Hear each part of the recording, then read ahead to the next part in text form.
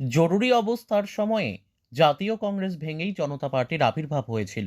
ওই দল আরএসএস এর মদতপুষ্ট ছিল।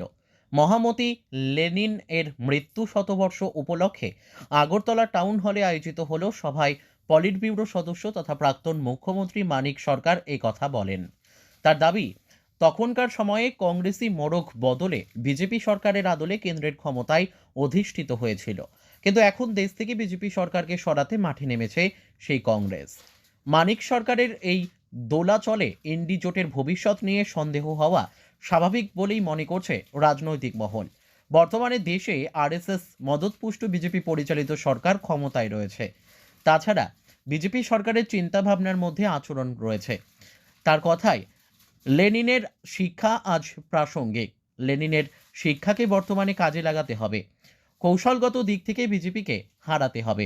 আরএসএস বিজেপিকে জনগণ থেকে মতাদর্শগত দিক থেকে বিচ্ছিন্ন করতে হবে। ভোটের লড়াইয়ে তাদের পরাস্ত করতে হবে। এদিন তিনি ইন্ডি জোটের পক্ষে কথা বলতে গিয়ে বলেন, বিহারের মুখ্যমন্ত্রী নীতিশ কুমারের দল ত্যাগে জোটে কোনো প্রভাব পড়বে না, কারণ ইন্ডি জোটে 27টি রাজনৈতিক দল রয়েছে।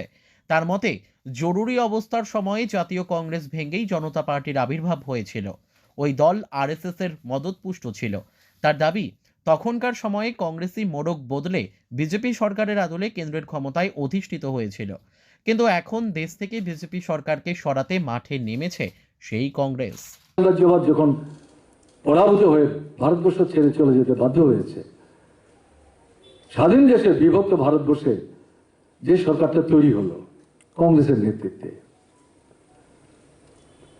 আমরা যেটা চেয়েছিলাম, তৎকালীন অবিভক্ত কমিউনিস্ট আন্দোলন শক্তির দিক থেকে খুব বড় ছিল, ঘটনা তা না। সেটা শুধু ব্রিটিশ টানালে চলবে না, স্বাধীনতা অর্জন করব এবং আমাদের দেশের যারা শোষিত বঞ্চিত নির্যাতিত মানুষ ওই সোভিয়েত দেশের বিপ্লবের অভিজ্ঞতার নিরিখে সংজাত হবে, আমাদের দেশও এই শোষণহীন একটা ব্যবস্থার পত্তন করার জন্য আমরা অগ্রসর হব।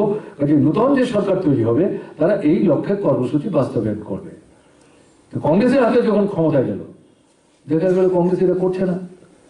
একদিকে সাম্রাজ্যবাদের সঙ্গে সমঝোতা করছে, আরেকদিকে ভূস্বামী তাদের সাথে সমঝোতা করছে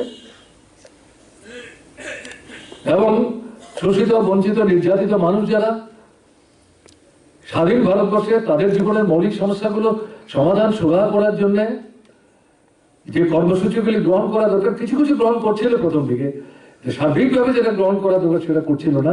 এটা নিয়ে কমিউনিস্ট পার্টির মধ্যে তখন কিন্তু বিতর্ক তৈরি হলো।